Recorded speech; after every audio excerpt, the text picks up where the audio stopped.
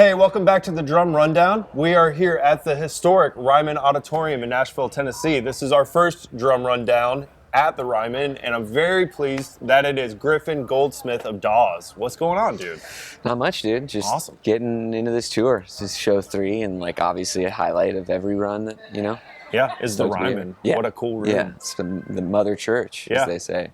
And we are trying to be very quiet as there is no sound here before 4 o'clock, which makes rig rundown super fun here. But this is our first drum rundown, but I'm very excited to talk to you about these super unique drums. Talk to me about the kit. Yeah, so I was playing CNCs for a long time, which are, you know, I can't say enough good about them. Those drums were incredible and very easy to tune up. Like you put a key to them and they're doing kind of whatever you want. They go up, they go down. And then we were touring last year with the Killers in Mexico. We did some shows, and I've been buddies with Ronnie for some time, and I've always loved these drums, and I've had a few snares. I mean, the thing with the Cravs is they're single-ply. Yeah. This here is because it's 2 pieces, so the seam, it's the same piece of wood, but the seam means that it's covering, you know, where the seam of the 2 drums meet. It's just, this is all like the same tree, I think, and so... I mean, in terms of shell construction, like, that's just a wild way to build a drum. Totally, and it makes for a very different result. The drums do not do what you command them to do. They just do what they do because they're kind of alive. And so I was going to use these I was just out playing drums with Marcus Mumford, and I had somebody filling in for me for the first 2 weeks because Dawes was out, and I sent this kit to them for production rehearsals, and they were kind of like, what? Like, we can't get this to do the thing. Like, they wanted low, thuddy drums. I don't know if it's the Cherry or all Krav kits. I have some maple drums that will go low, but these drums, we're just going to live where they live. Like, and they're tuned up pretty high, you know? This drum can go a little lower. But, yeah, they do what they do. And once they rest, they get comfortable, and they start to sound better. I mean, they sound amazing, but they're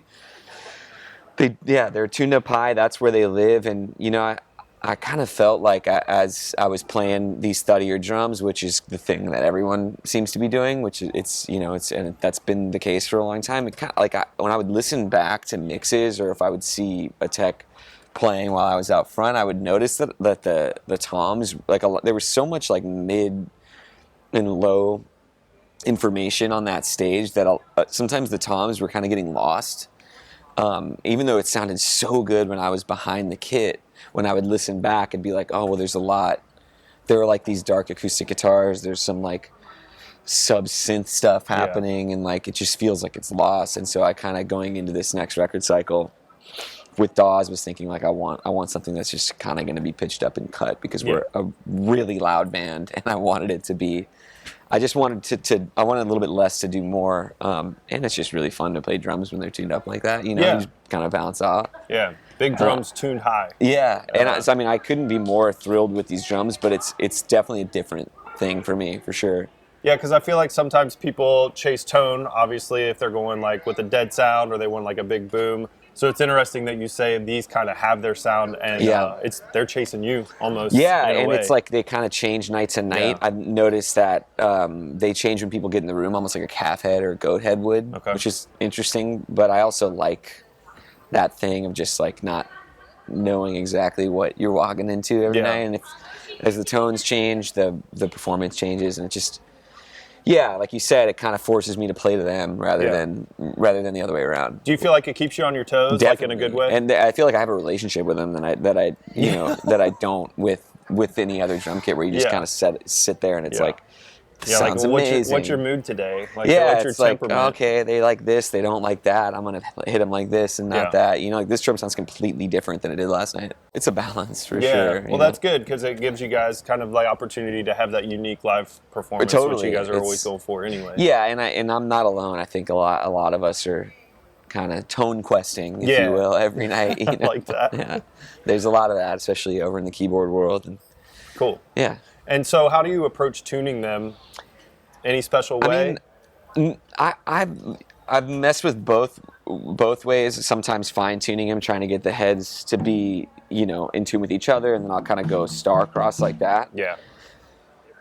And then I'll sometimes will just go, tension rod by tension rod and hit them and see Okay. where they land, and then go around the entire drum. And if it's in a good place, I'll leave Yeah. it.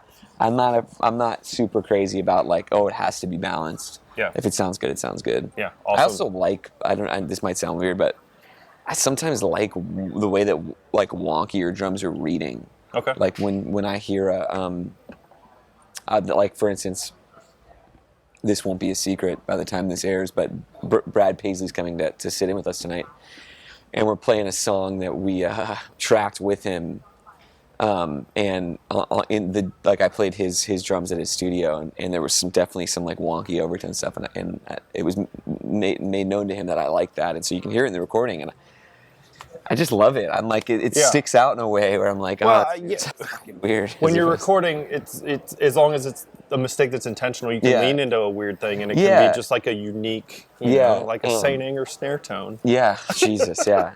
You know that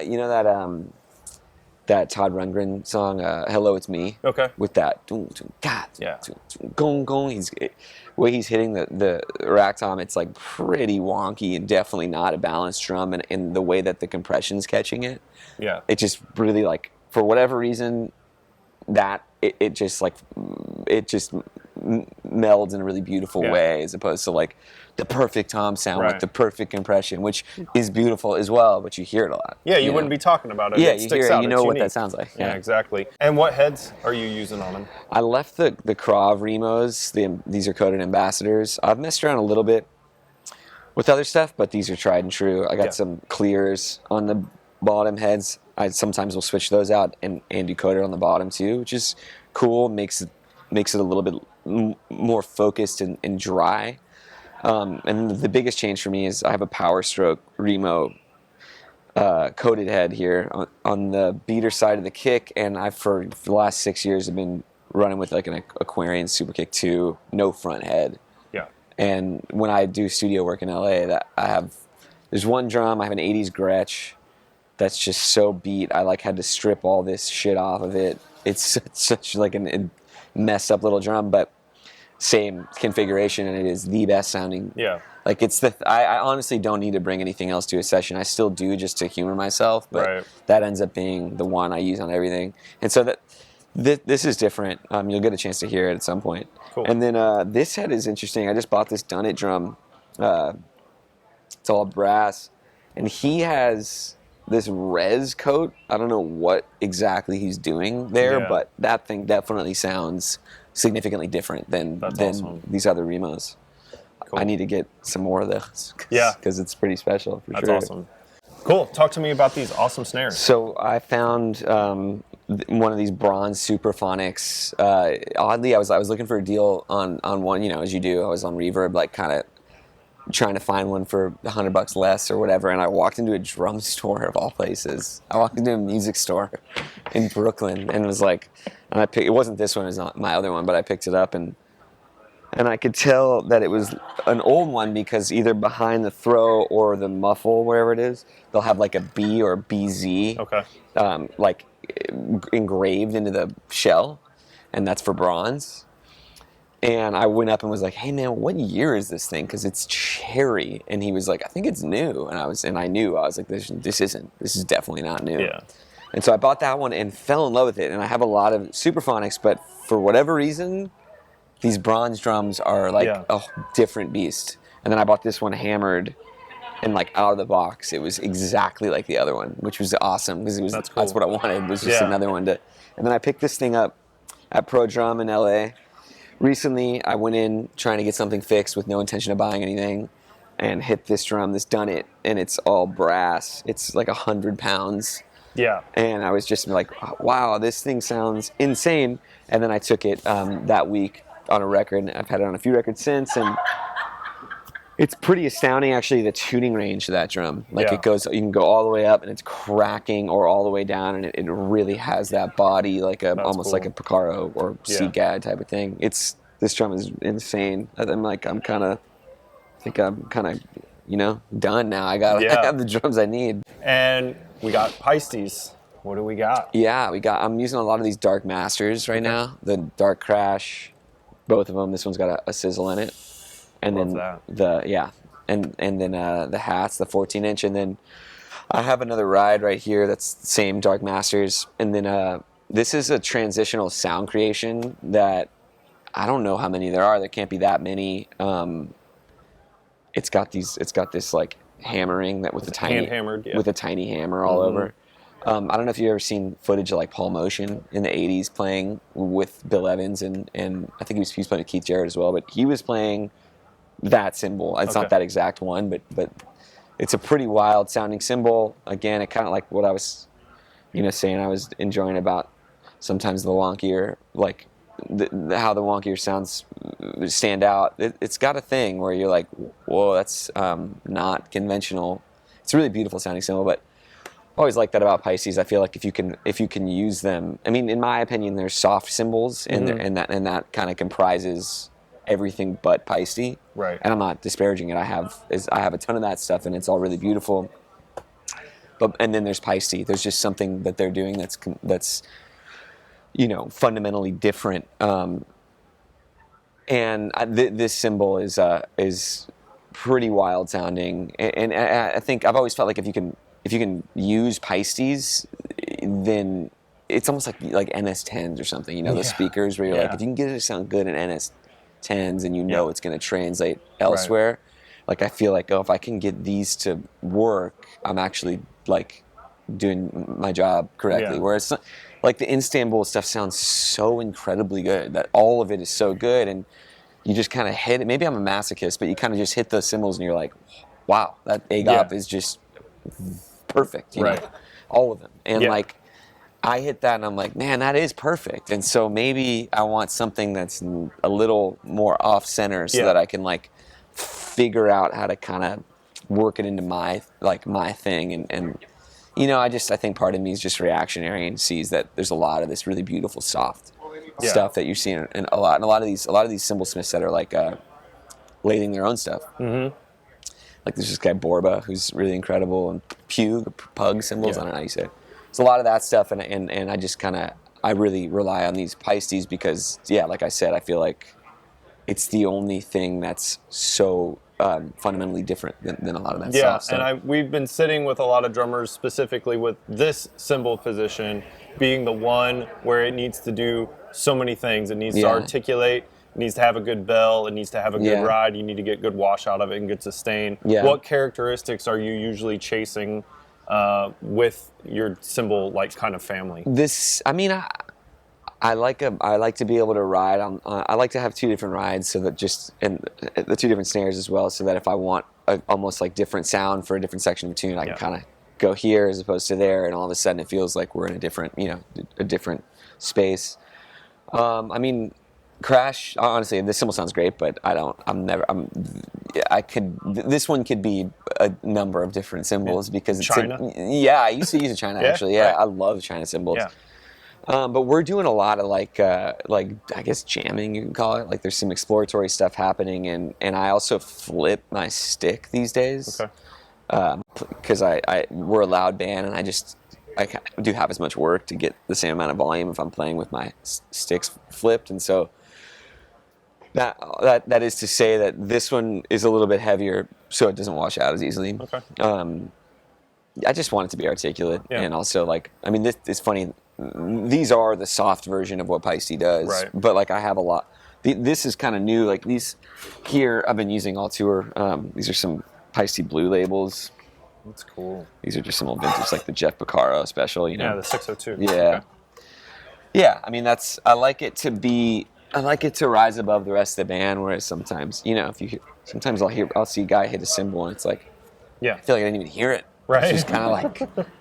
I can feel it, but it's almost just kind of disappearing. Whereas, I don't know, I feel like people can sometimes hear these Paistes out of context and think they're a little bit harsh, but I think that might be why they fit so well, especially in this context where, again, like I just said, we're loud, and so I need to be able to cut through. I feel you. Two guitar I'm in a loud band, and Paistes my go-to because I got to be in the band too. Yeah, and it just, I don't know, there's something about that tone that's so much more distinct that makes me want to almost play it less. Okay. You can more easily overuse a Paiste because it takes up a space in a track or on the stage that the softer stuff doesn't. Like this stuff melds a lot better maybe with the band. So if I'm going to step out and hit a pretty distinct sounding cymbal, it needs to be a more like concerted, decision to make that move. Well, I think that's something that's interesting about your playing is that you are making decisions to not play sometimes. And I think it's like, we talked to Jerry Pentecost and he said something so profound. He was like, being a bluegrass drummer, he said, I better be doing something that's better than doing nothing, than having no drums. And I think that that's something that I thought was really cool about you, especially with percussion and other things, is like when you decide to do something, it feels very intentional. Well, thanks, man. Yeah. Yeah, I mean, I think that mentality comes from doing work outside of Dawes and getting to be able to work with other artists on their own terms. I mean, this band is as much, my band as it is any other members of the band's band. And so I kind of have free reign to play whatever I want, as does everybody else in the band. But when you step out of that context, as I often do, and you get into a situation where you're trying to make the artist record on their terms, you have to wear a different hat. You have to be able to sometimes like forget what you know and like not and throw the skill set out the window. Like I just was making an Iron and Wine record in LA a few weeks ago, and it was really interesting playing with Sam. I'm such a huge fan of his songwriting and have been for a long time, but I never made music with him. And when he started playing, like, the drummer brain at first is thinking tempo, time, like making sure we're solid. Sounds, obviously, you got to get that going. And like really quickly, I was like, well, this isn't working when I just try to play the beat. And, when I try to like make sure time is consistent, because that's not what he's playing, and that's not what he wants to be playing. Yeah. And that's not where this thing is going. And me trying to keep it here is holding it back. And so I was able to just like kind of release the idea that I needed to be the metronome and really follow what he was playing in the guitar. And yeah, anyway, that's just one example, amongst many in which like you learn what not to play, and also playing on, I think it's probably just the niche that I found myself in, but playing on the records that I play on, I've never been in a situation where I can't do what's being asked of me technically. And I'm not the choppiest drummer. Yeah. That's just not how I play. It never has been. But that's just to say, like, it's almost never, at least obviously this is just pertaining to this world that I'm talking about, but it's never been like, can I burn in that way? It's more like, is the snare sound inspiring, or is the cymbal doing the work? And at which point, all you really need to do is make sure it feels good. You know what I'm saying? It's like, it's more about like, okay, I have this one thing, or like the percussion's become a big part of my sound because I'll keep a suitcase next to me at a session filled with all of my weirdest shit. And if the transient sound's not working, or the groove isn't working here or here, maybe I'll pick up a shaker or some other transient, and that all of a sudden things will just kind of click. Yeah. So yeah, for me, it's less about like, how do I play more to make sure that that's what's working, and more like, what am I playing on that's going to dictate whether or not this section works? Like, what's the sound source? Right. Yeah, and let's jump into this world because it's super unique and super fun, and we don't get a lot of drummers that have so many fun toys. Talk to me about all your LP stuff over here. So yeah, we recently got our drum tech, and also like he's kind of the resident Dawes artist who makes a lot of our merch. Yeah. Like he designs a lot of our merch, and he designed our album cover. His name's Ian Bush, Nashville local. He's come in to play percussion. He has a band here in town called Diarrhea Planet. Yeah. You ever heard of that band? Yeah, we know Diarrhea Planet. He was playing drums with them. Still is, but so he's been teching with us for a while, and I've always wanted to add a percussionist just because I do a lot of that on the record, and you know how it is. You get just a simple shaker in a section, and all of a sudden it's like the soup is thicker, Cool. And so LP was kind enough to send out a bunch of stuff for Ian to get involved. I mean, their shit is ridiculous, Yeah. Especially these tambos, man. I mean, it's all pretty straightforward, but they make some of the best tambourines I've ever heard. I mean, it's just so money. I have a bunch of stuff at home, and I will say that one of my favorite tambourines is that LP tambourine. But yeah, got a cabasa, a couple shakers, some goat nail mocks, whatever those are. Yeah. Yeah. And then we got some congas there as well. Keys is having a blast with this. He's like, "What is all this stuff? Fun toys." I got a bunch of weird shit in here too, but yeah, I mean, I've been into that for a long time. It's become part of the reason I think I get called to play on records is I'm kind of like a 2-for-1. You know, I can do the percussion thing and play the kit, or just do the percussion thing. So I have a little studio at home, and the walls, it was built by our bass player, and the walls are pegboard. Yeah. And there's like 1,000 little hooks, and on every hook is a piece of percussion. That's awesome. Yeah. Very cool. It's really fun. Yeah. Well, I can't wait to hear this. We're up against time. There's a sound thing at the Ryman. We can never make noise till 4 o'clock. Yeah. So we are waiting in anticipation for you to bang on these things and make some sound. Thanks for having us today. Dude, thanks for having me. Thanks for giving us a run around this awesome setup, and have fun on the rest of the tour. Thanks, man. Appreciate it. Yeah. Well, thank you for hanging out with us. We are here with Griffin Goldsmith of Dawes. This has been the Drum Rundown, and we will see you on the next one.